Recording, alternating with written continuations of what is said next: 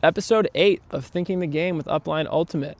I'm Coach Zane Wolfang. We are here on a kind of cold November night in Barrington, Rhode Island. And today I want to talk about just throwing more effective throwing fakes when you have the disc in your hands. I think all of us have seen in our lives some really impressive fakes. A really big step out fake huck, a big hammer that maybe makes a defender turn around and makes the crowd ooh and ah.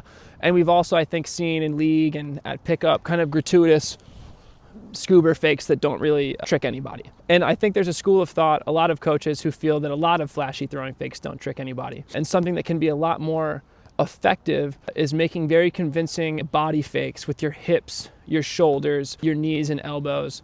And I think the advantages to this are that they are more convincing, kind of natural motion, and it takes less time to transition from that sort of small body movement fake into a big full field huck than if you're really stepping all the way out in one direction and having to wind back up and step the other way. Before we get Carlos on here on the mark to kind of show you what it looks like with the defender, the action that you could kind of rep out throwing with a partner, or that you could just test out a few times by yourself and then try out in a game, right, is instead of making a big flick fake and then stepping to your backhand huck, to make a small but really explosive jab fake with your knee and elbow and hip. So just here, right? Instead of stepping all the way out, we're going here and here. So Carlos is gonna come be my mark.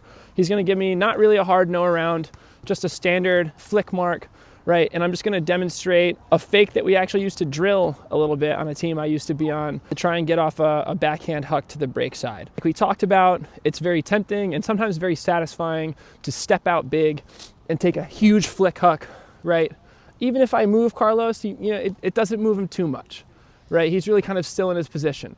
So if I try to come back now for that backhand, Carlos has a lot of time to recover, If my fake is clumsy, if I'm standing tall, might not move Carlos at all. So what we used to drill was jabbing with our shoulder, with our elbow, and with our knee. Now this is for, I'm a righty, so you would reverse this for a lefty, right? Instead of going all the way out here, I'm just gonna jab. I'm gonna turn my knees and I'm gonna jab my body like I'm about to wind up. Carlos, can you give me a little mark here? I'm not gonna go all the way out here way big. I'm just going with a little jab. Carlos is marking me, he's locked in. He sees me go. That's my window. I have to be ready to shoot, right?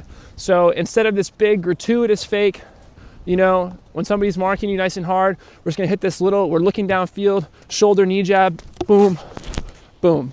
And that's your backhand huck. The moral of the story is that particularly as you play at a higher and higher level of Ultimate, you'll often find that these smaller body fakes are just as effective or more effective than a really flashy fake. And they give you more time to get your throws off because more elite defenders recover much more quickly. And that is Thinking the Game with UpLine Ultimate.